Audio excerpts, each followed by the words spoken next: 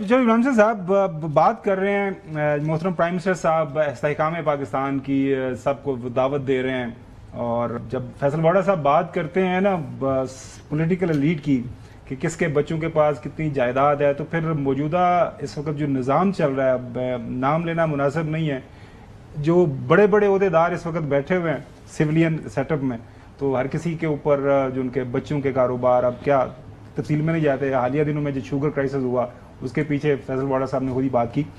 استحکام پاکستان کے لیے کیا سجیشن دی ہے محترم پرائم منسٹر صاحب نے، وہ سنیے۔ میں تمام سیاسی جماعتوں، اسٹیک ہولڈرز اور سول سوسائٹی کو میثاق استحکام پاکستان کا حصہ بننے کے لیے ایک مرتبہ پھر خلوص دل سے دعوت دیتا ہوں۔ یہ میثاق معیشت کی بحالی کا ہی منصوبہ نہیں بلکہ ایک وسیع تر قومی مفاد کی بنیاد ہے، تاکہ پوری دنیا دیکھ سکے اپنے پیارے پاکستان کی خاطر ہم سب ایک ہیں۔ رانا ثناءاللہ صاحب بتا رہے ہیں کہ اگر پاکستان کو آگے بڑھنا ہے تو قائد پاکستان مسلم لیگ نون کے جو صدر ہیں محترم نواز شریف صاحب، ان کی سربراہی میں ہمیں ان کے پیچھے لگنا ہوگا اور ملک کو آگے لے کے جانا ہوگا۔ جس مرحلے پہ ملک پہنچ چکا ہے، سب کو سر جوڑ کے بیٹھنا چاہیے، تو پھر جو ہے وہ ہم ملک کو اس جو ہے وہ صورتحال سے نکال کے ایک ایسا پاکستان بنا سکتے ہیں جو ہمارے آباء و اجداد نے پاکستان بناتے وقت جو خواب دیکھا تھا۔ پاکستان مسلم لیگ نون میاں نواز شریف کی قیادت میں میثاق استحکام کے لیے پوری طرح کمیٹڈ ہے۔ جمہوریت جو ہے وہ ڈائیلاگ سے آگے بڑھتی ہے، ڈیڈ لاک سے نہیں آگے بڑھتی۔ دیکھیں جی، ڈائیلاگ جو ہے وہ امنگ پولیٹیکل فورسز، پولیٹیکل پارٹیز ہونے ہیں، یہ کوئی مین ٹو مین تو ہونے نہیں ہے۔ فیصل واڈا صاحب، کچھ سیلف کنٹراڈکشنز ہیں، مطلب جب آپ بات کرتے ہیں کہ ملک کے اندر آئین اور قانون کی، ظاہر ہے اگر چیزیں تبدیل ہونی ہیں تو آئین کے اندر تبدیلی کے ذریعے ہی ہونی ہے۔ اب ایک طرف بات کر رہے ہیں اس وقت جو پولیٹیکل کلاس ہے اس کو ڈیڈ ووڈ بھی آپ بولتے ہیں، آپ بات کرتے ہیں کہ اب ایکسپائرڈ ہے، اس سے کسی طرح کا کچھ فائدہ نہیں ہو سکتا۔ تمام پولیٹیکل ہم نے سب کو آزما لیا، بالکل مجھے آل اکراس ساری پولیٹیکل پارٹیز کی۔ اب حکومت کے اندر جو لوگ بیٹھے ہیں وہ کہتے ہیں کہ جی قائد کے پیچھے لگ جائیں اور قائد کی سربراہی میں ڈائلاگ شروع ہو جائے، پھر ہم آگے بڑھیں۔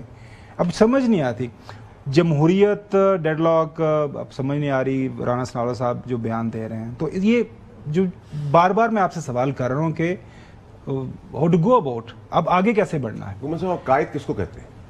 مطلب وہ پاکستان مسلم لیگ نہیں، قائد کہتے ہیں آپ کسی بھی جگہ کا لیڈر، ٹھیک ہے، جو فرنٹ سے شو کو رن کرتا ہے۔ ہمارے لیے تو آج ہماری خوش نصیبی سمجھ لیں، بدقسمتی سمجھ لیں کہ جمہوری چیز نہیں کو پیدا کر سکا ایسا۔ ہمارے پاس تو قائد کی صورت میں آج جو ملک کو بہترین میڈلز لا کے دے رہا ہے، تاج پہنا رہا ہے بین الاقوامی طور پہ، وہ تو چیف ہے، تو ہم تو اس کی سربراہی دیکھ رہے ہیں۔ اب آپ آئین اور قانون کے دائرے کے اندر، آئین اور قانون کے نیچے ہی فوج کام کرتی ہے، تو آئین اور قانون کے نیچے جب فلڈ آتا ہے تو فوج کو بلاتے ہیں، جب جنگ ہوتی ہے تو فوج کو آگے کر دیتے ہیں، جب بارڈر پہ ہوتا ہے تو آپ ان کو قربانی دینے کے لیے کر دیتے ہیں، اکنامک فرنٹ میں پیسے لا رہے ہوتے ہیں فوج کو بلا لیتے ہیں۔ ہر کام تو فوج کریے، آئین اور قانون کے پیرامیٹرز میں کریے۔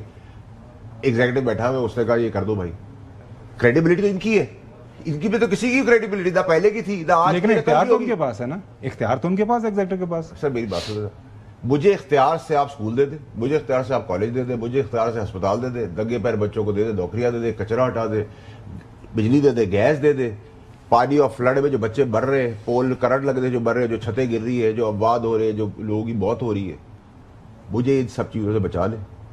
جو درخت کاٹے جا رہے ہیں، جو دنیا میں طوفان کرپشن ہو رہی ہے، جو بڑے بڑے میلے ہیں جن میں ٹکٹ آپ کو مل گیا گا، آپ جہاز کی بھی رائڈ لے لیں، آپ جھولے پہ بھی بیٹھ جائیں، آپ تصویریں بھی کھنچا لیں، آپ فڑے بھی کھا لیں، ہوٹل میں کھانا بھی کھا لیں، بڑے ہوٹلوں میں رہ بھی لیں، اس کو ایڈریس کرنا ہوگا۔ میں جس آواز سے آتا ہوں سینٹ کے، اس کی جب چھت آپ دیکھتے ہیں نا تو آپ کو لگتا ہے آپ کسی بادشاہ کے محل میں آ گئے، اور اے سی ایسا ہوتا ہے کہ کوڑ میں بھی آپ کو سردی لگ رہی ہوتی ہے۔ ہم غریبوں کو بات کریں گے، ہماری تنخواہ دینے سے، ہمارے ٹرپ ہونے سے آج تک پاکستان کو ایک، آپ بتا دیں سر، کوئی ایک دھیلے کا فائدہ ہوا ہے؟